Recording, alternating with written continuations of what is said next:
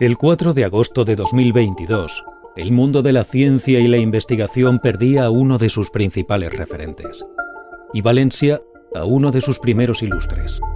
El 4 de agosto de 2022 nos dejaba Santiago Grisolía. Tenía 99 años. Yo sé que soy viejo y sé que uno de estos días pues me moriré. Y bueno, pues eso es lo que hay. No puedes luchar contra la verdad. De modo que pues lo aceptaré como es lógico y lo acepto. Santiago Grisolía, discípulo del Nobel Severo Ochoa, destacó no solo por su faceta investigadora, que le valió, entre otros, el Premio Príncipe de Asturias. A él se le debe la creación en Valencia de entidades tan relevantes como la Fundación Valenciana de Estudios Avanzados y los premios Rey Jaume I de Investigación y Emprendimiento, los más importantes del país. ¿Cuántas vidas caben en casi 100 años? ¿Cuántos viajes? ¿Cuántos proyectos? ¿Cuánta gente conocida? Y sobre todo, ¿cuánta investigación? El profesor tuvo la longevidad necesaria para vivir innumerables anécdotas, para haber conocido a decenas de personajes históricos, pero sobre todo para hacer ciencia y amar la ciencia.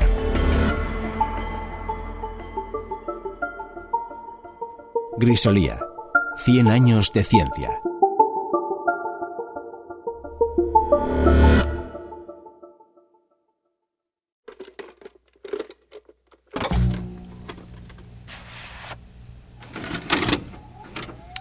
Premio Príncipe de Asturias de Investigación Científica y Técnica 1990.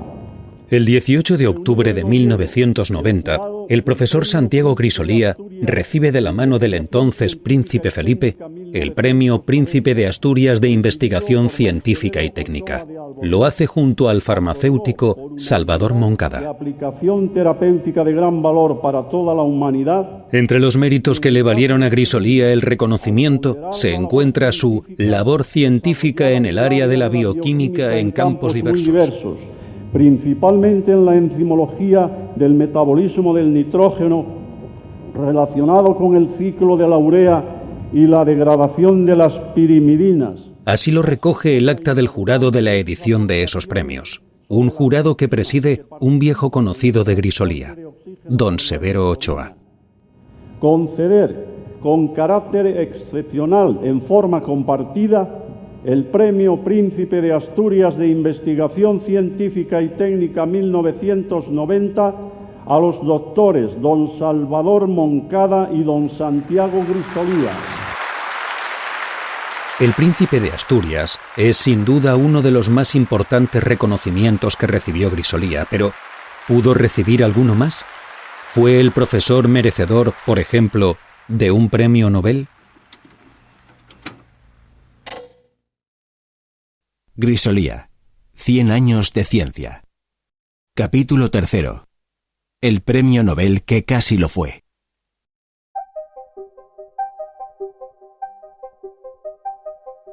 Los premios Nobel no es algo que le fuera ajeno a Grisolía.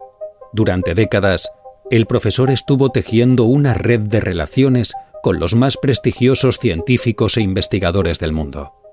Para empezar, viaja a Estados Unidos, atraído, entre otras cosas, por la figura de Severo Ochoa. Entonces no habían muchos grupos de ciencia, y entonces pensé en irme a los Estados Unidos. Entonces habían becas que las daba el ministerio y fui a buscar a don Severo Ochoa, que estaba ya muy ocupado, pero aún así me adoptaron. Pero pasé ahí en Nueva York, en aquella época, más de un año y pico. El profesor Santiago Grisolía ha sido mi primer discípulo en Estados Unidos, allá por el año 45 en Nueva York. Severo Ochoa, Premio Nobel de Fisiología 1959. He tenido relaciones de cordial amistad y de intercambio científico pues durante todos estos años. Un Severo Ochoa con el que, por cierto, Grisolía llega a entablar una profunda amistad. Ocasionalmente iba a verlo a Nueva York y además date cuenta que la mujer de Carmen vivía, Carmen Ochoa, que era muy simpática y te invitaba pues alguna vez a merendar y cosas de esas. Vivían en un sitio muy bueno que se veía el East River, y había escuelas de verano en algunos sitios, con sitios agradables, y la gente iba allí porque se lo pasaban bien. Entonces una de ellas era la de Spencer. Pero es que también mantiene una relación especial con otro premio Nobel, el profesor Arthur Kornberg. Así lo recuerda su hijo, Roger Kornberg, también premio Nobel. The association of my family with Santiago Grisolía. La relación de mi familia con Santiago Grisolía empezó con su participación en el laboratorio del profesor Severo Ochoa en 1946 en Nueva York. Al mismo tiempo que mi padre, que también trabajaba en ese laboratorio. Sé que Santiago y mi padre fueron amigos y confidentes muchas veces durante años. El profesor Arthur Kornberg, James Grisolía, hijo de Santiago Grisolía y médico, compartió el premio Nobel con Ochoa en 1959. Asistió a la reunión de jubilación de mi padre cuando se jubiló, cuando él salió de su puesto en la Universidad de Kansas. Arthur habló con mucho cariño de su relación con don Santiago. Yo he tenido más relación con su hijo Roger Kornberg, también premio Nobel, que suele asistir a las reuniones de los premios Rey Jaume con su esposa Yali, una mujer muy graciosa y divertida. Es fundamentalmente en Estados Unidos donde el profesor Grisolía empieza a tejer esa red de relaciones con otros premios Nobel. Siempre vinieron muchos investigadores a ver a mi padre y dar lecturas en la universidad, a pesar de lo lejos que queda Kansas de los grandes centros de Estados Unidos. Vino mucho su profesor y premio Nobel, don Severo Ochoa. Quizás el premio más famoso que vino era Hans Krebs, el descubridor del famoso ciclo Krebs, que sigue provocando desesperación para los estudiantes de biología y de medicina hasta hoy día. El profesor Krebs vino muy tarde y nosotros los niños ya estábamos en cama. Creo que tenía yo unos 10 años más o menos.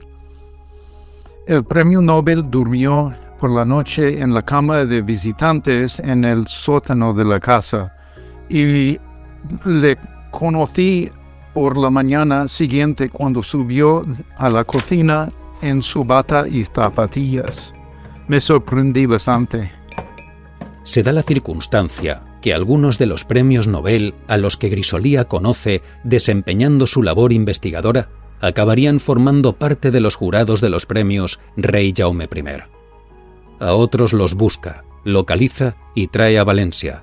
Y lo hizo con ayuda de una simple caja de cartón.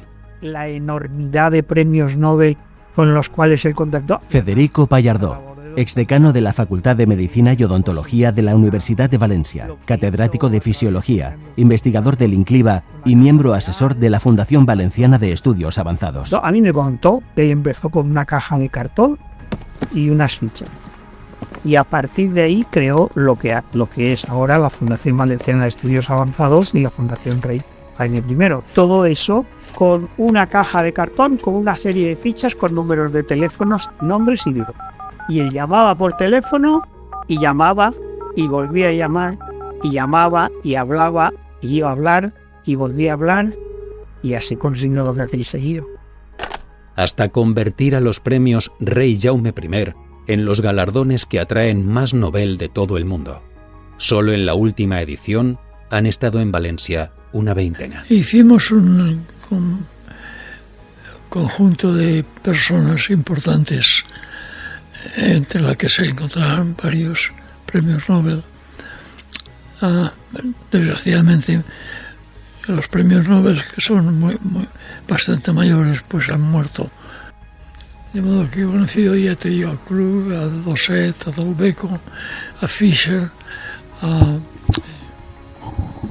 Molina, a Albert. Bueno, con Friedman, pero no tuve tanta amistad con él como con los otros.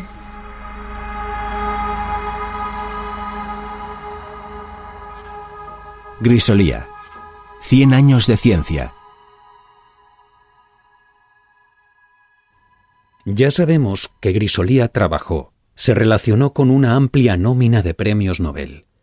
Pero, indudablemente, eso no es garantía para formar parte de ese selecto club.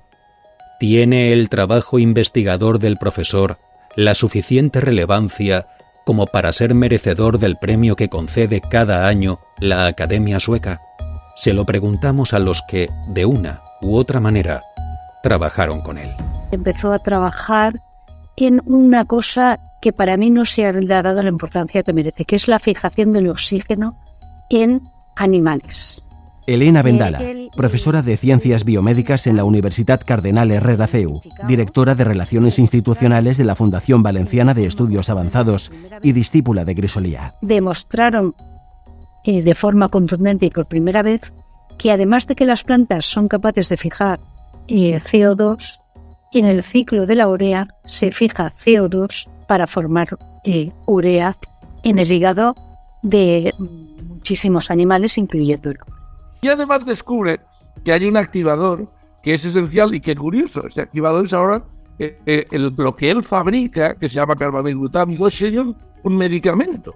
Vicente Rubio, investigador del Consejo Superior de Investigaciones Científicas del Instituto de Biomedicina de Valencia y discípulo de Grisolía. O sea, él y yo fabricamos el primer carbamidglutámico aquí en Valencia, que se le dio a un enfermo que era incapaz de fabricar acetilglutámico, que es el activador natural. Otra de las cosas importantes que hizo Grisolía, pues cristalizó 50 proteínas. Cristalizar una proteína no es nada fácil, es transformar una molécula que está en estado diluido en un cristal que permite ver su estructura, ver cómo se ha doblado y ver las relaciones que hay entre las distintas partes de la molécula. El profesor Grisolía fue determinante en la llegada a España en 1983 de la compleja y poderosa tecnología de la citometría de flujo. Enrique O'Connor, catedrático de la Universidad de Valencia, director del Laboratorio de Citometría del Centro de Investigación Príncipe Felipe y discípulo de Grisolía. El profesor Grisolía estableció un convenio con Tabacalera, que entonces era la compañía monopolio del Estado para la gestión del tabaco, por el cual el Instituto de Investigaciones Citológicas desarrolló durante varios años un estudio experimental sobre los efectos celulares de condensados de humo de tabaco. Gracias a este proyecto se pudo instalar el primer citómetro de flujo en nuestro país, que se dedicó no solo al estudio específico de los efectos celulares del humo de tabaco, sino que también permitió abrir nuevas líneas de investigación en bioquímica, en bioenergética, en oncología y en toxicología, que en su momento fueron pioneras en el mundo y que han colocado a Valencia como referente internacional de la tecnología de la citometría y de lo que consideramos su evolución, la citómica. Admiramos la contribución que ha tenido Santiago Grisolía a la ciencia. Su papel en el auge de la ciencia española ha sido fundamental durante las últimas décadas. El profesor Grisolía ha hecho aportaciones muy importantes en los orígenes de la biología molecular, una escuela de científicos. María Blasco, directora del Centro Nacional de Investigaciones Oncológicas. Se encontraban Eladio Viñuela, Margarita Salas y Santiago Grisolía, que después han contribuido a generar una escuela de biología molecular en nuestro país. Luego estamos hablando, no hay que olvidarlo, que tanto Santiago Grisolía como Severo Ochoa. Vicente Aupí, periodista y autor de la biografía de Santiago Grisolía. Y en el caso de Alberto Sols, que se quedó en España, estamos hablando de los representantes españoles de la edad de oro de la enzimología. He sido testigo de todo aquel proceso que es el que ha contribuido no a que en España, sino a que en el conjunto del mundo se hayan conseguido cambios y avances científicos excepcionales.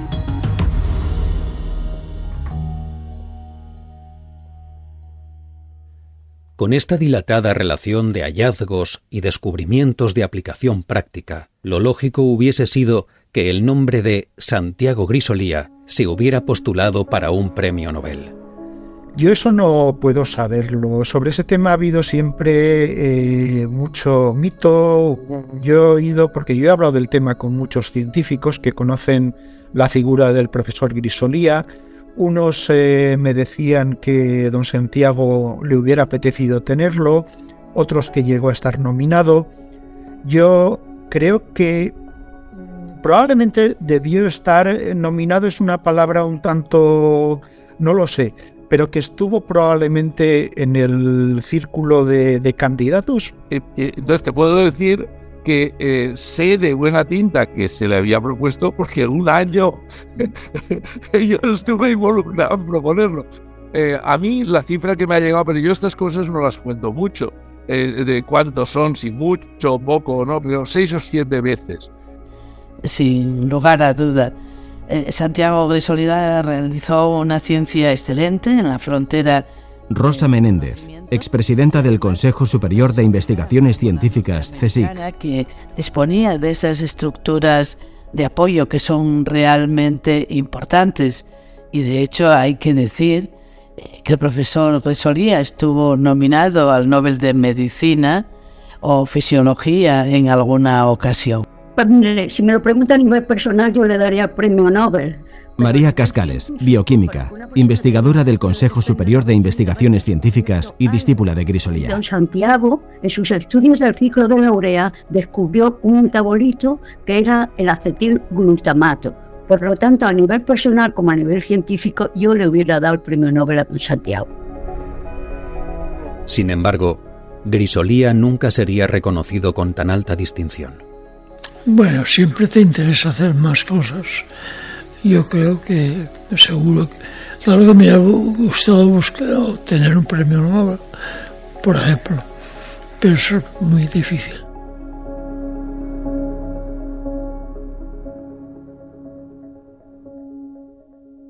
¿Qué es lo que explica esta decepcionante decisión?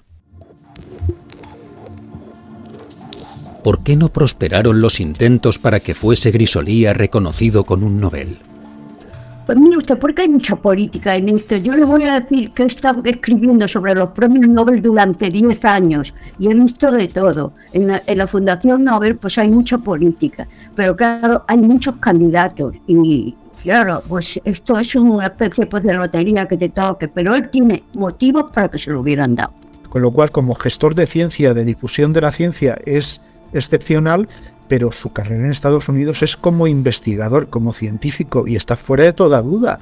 Lo de sus contribuciones al ciclo de la urea, lo que Adolf Krebs, que luego él fue muy importante, pero se dejó lagunas que son las que don Santiago contribuyó a completar para comprender el ciclo de la urea, la fijación del anhídrido carbónico. Hay una serie de avances científicos que a lo mejor de haberse producido en otras circunstancias sí que hubieran dado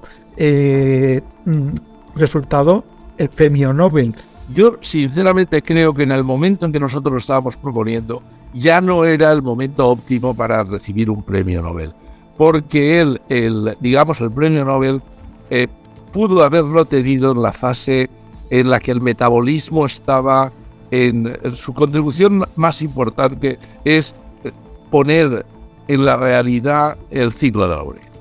Porque hay que ser conscientes de una cosa: para obtener un premio, igual que para algunos éxitos en cualquier parcela profesional, no solo está el resultado de tu trabajo, sino que tienes que estar en el sitio y en el momento oportuno. Y entonces, a lo mejor lo que ocurrió con don Santiago para eso es que en ese momento pues hubo otros científicos que estaban en el sitio y en el momento oportunos. Es muy llamativo que no se haya dado ni en el siglo XX ni en lo que llevamos del siglo XXI ningún premio Nobel de Ciencia a ningún español, cuando Martínez Mójica ha hecho posible el descubrimiento del sistema CRISPR, que está revolucionando la ciencia, probablemente mucho más que otros avances. No digo que no sean importantes, pero que sí que han recibido el premio Nobel y son de la misma calado científico.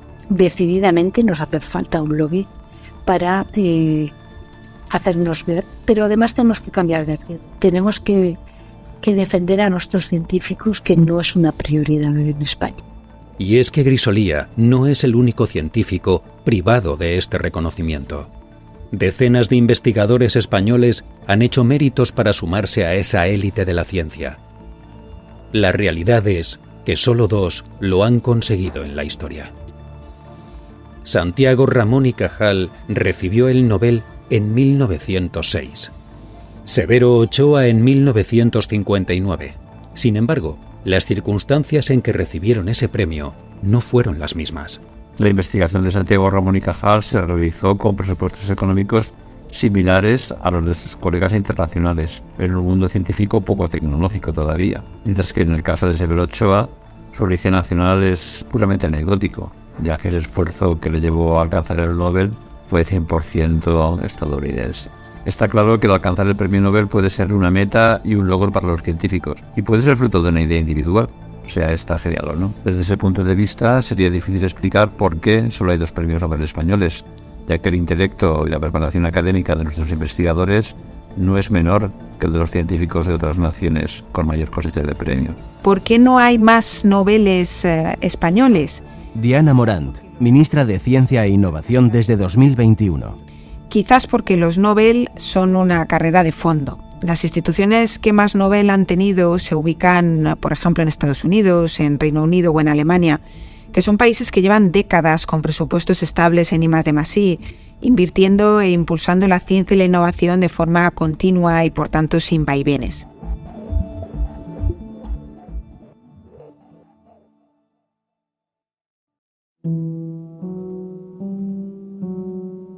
La pregunta parece obligada. ¿Cuánto tiempo tiene que pasar para que la ciencia española vuelva a ser reconocida con un premio Nobel?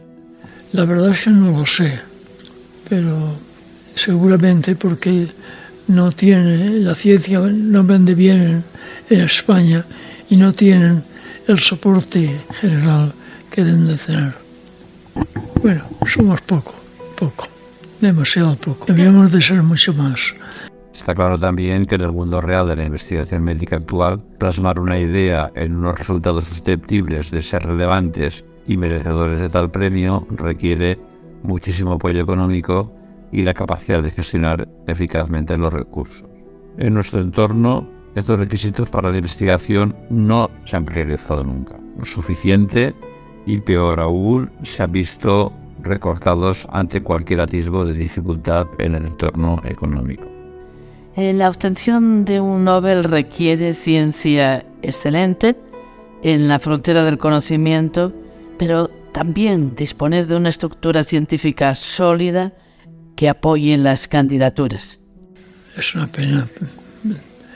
Y aunque hay gente bien formada y prominente que pueden ser considerados, sí que hay. Resulta difícil encontrar una única razón de este fracaso. Insuficiente financiación, escaso interés político. Una cosa parece evidente. La ciencia históricamente en España no ha tenido la consideración que merecía. Yo creo que lo que falta en España es mucho apoyo. Vicente Boluda, presidente de la Fundación Valenciana de Estudios Avanzados. Falta una buena ley de mecenazgo, como tienen otros países, y eso es en definitiva lo que pasa. Los políticos tienen que apoyarlo, porque los empresarios ya hacemos lo que podemos. Ahora ya tiene que haber un apoyo político, pero claro, no da votos. Pero bueno, yo creo que cada vez se van mentalizando más y cada vez se van responsabilizando más, y cada vez yo creo que los presupuestos generales del Estado, como los de las comunidades autónomas en España, cada vez están ya o van dotando de más recursos todo aquello que va dirigido a la ciencia. Creo que en Estados Unidos hay una ley, el sistema anglosajón, ¿no? Porque no hay que descontar Inglaterra, o hay que descontar los países nórdicos y tal, pero vamos, una buena ley de mecenazgo donde se pueda primar y se pueda recompensar a aquel empresas y tal que apoyen a la ciencia incondicionalmente. España tiene una deuda histórica con la ciencia y esa deuda la tenemos que saldar con distintas políticas e instrumentos, como por ejemplo la nueva reforma de la Ley de la Ciencia, que es una ley que blinda una financiación pública y estable creciente en I+D acorde a la media europea. Desde luego, cuantas más oportunidades creemos para desarrollar ciencia en España, cuanto más invirtamos en investigación y en modernizar nuestros equipos e infraestructuras científicas, aumentará la probabilidad de que en nuestro país afloren más premios Nobel.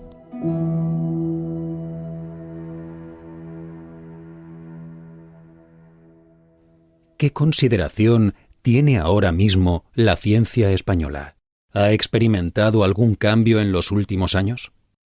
Pues nos dicen a todos, no solo a mí, que la ciencia en España ha mejorado mucho.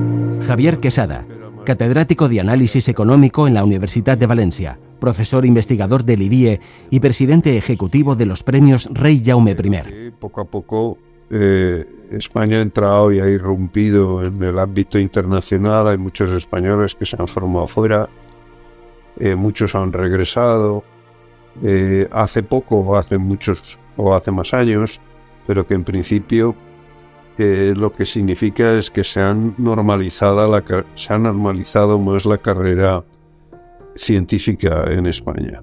Eso significa que los estándares habituales pues ya se reconocen no solo en algunos de los candidatos, sino en la mayoría de los candidatos. Cada vez es más difícil elegir al mejor.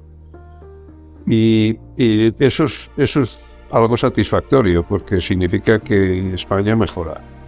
Nos gustaría que fuera más deprisa, pero el hecho es que cada vez el nivel de los científicos premiados va subiendo gradualmente.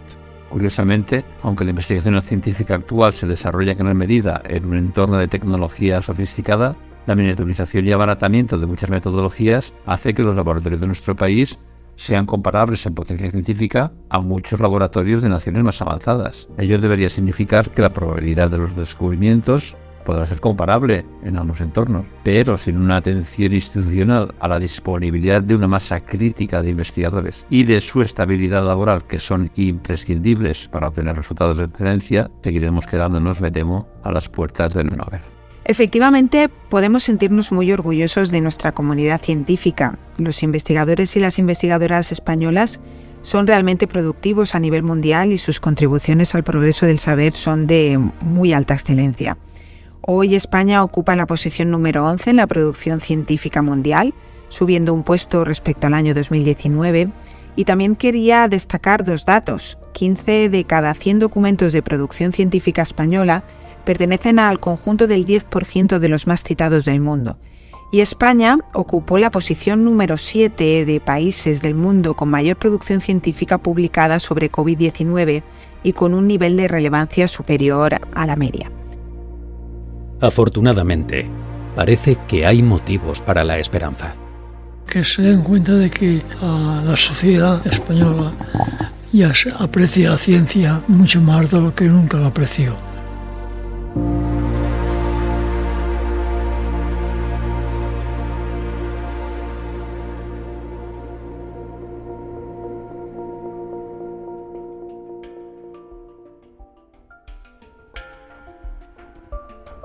El destino finalmente quiso que Santiago Grisolía no recibiese un premio Nobel.